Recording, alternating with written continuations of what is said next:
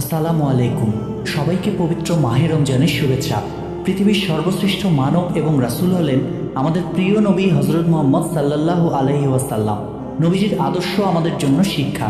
আর তা নিয়ে 2015 সালে ইরানে তৈরি করা হয়েছিল সর্বকালের শ্রেষ্ঠ একটি সিনেমা, যার নাম Muhammad the Messenger of god. এই মুভিতে নবীজির জন্ম থেকে শুরু করে আরব জাতির বর্বর ইতিহাস তুলে ধরা হয়েছে। পাশাপাশি নবীজির জন্মের সময় আল্লাহর ঘর ও মুসলিম উম্মার প্রাণকেন্দ্র পবিত্র কাবা শরীফকে যখন শত্রুরা ধ্বংস করতে এসেছিল, তখন আল্লাহ পাক তার প্রতি বিশ্বাসীদের জন্য নিদর্শন হিসেবে কিভাবে শত্রুদের প্রতিহত করে পবিত্র কাবা ঘরকে রক্ষা করেছিলেন সে ঘটনাও তুলে ধরা হয়েছে।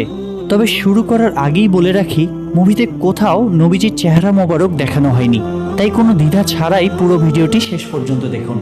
আরব সমাজ যখন অন্ধকারে ডুবেছিল, সময়টা ছিল ঠিক তখনকার যখন আমাদের প্রিয় নবী পৃথিবীতে ভূমিষ্ঠ হয়নি।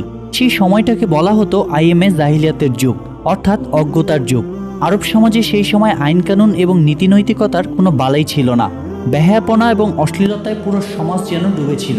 সেই সময় নারীদের কোনো অধিকার ছিল না, তাদের উপর করা হতো নানা ধরনের অত্যাচার এবং নির্যাতন। এমনকি অনেক সময় কন্যা সন্তানদেরকে জীবিত কবর দেওয়া হতো।